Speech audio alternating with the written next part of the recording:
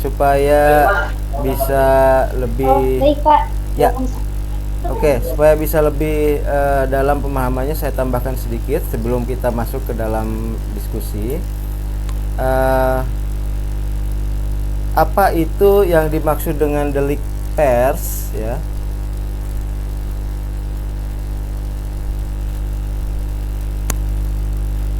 Delik pers itu adalah tindak pidana akibat penyampaian suatu informasi ya.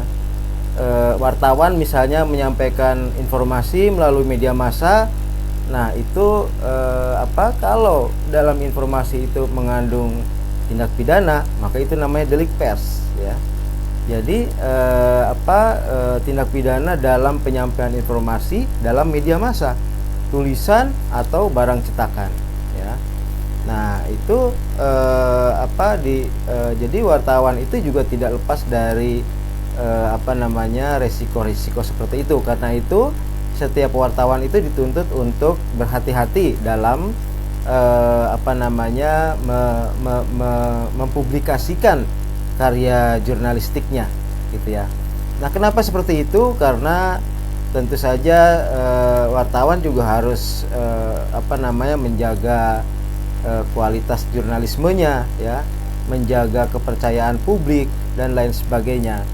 Nah, ini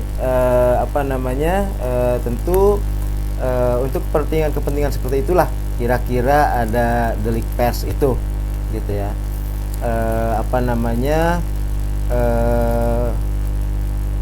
Apa saja landasan hukum delik pers? Mungkin tadi teman Anda sudah katakan, yaitu Undang-Undang Pers Nomor 40 Tahun 99 ya. Misalnya dalam pasal 5 ayat 1 dan 2, pers nasional berkewajiban memberitakan peristiwa dan opini dengan menghormati norma-norma agama dan rasa kesusilaan ya. Masyarakat tentu saja bisa mengkontrol itu gitu ya. Kalau seandainya pemberitaan itu katakanlah menyinggung atau melanggar norma-norma agama dan kesusilaan, tentu saja siapapun bisa melakukan tuntutan-tuntutan. Nah, kemudian pers wajib melayani hak jawab gitu ya.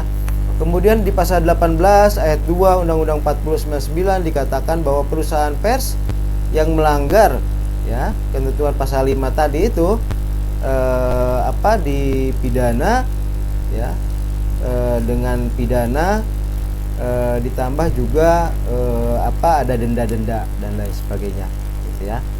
Kemudian juga pers tentu saja harus mengikuti aturan-aturan hukum lain seperti dalam KUHP ya.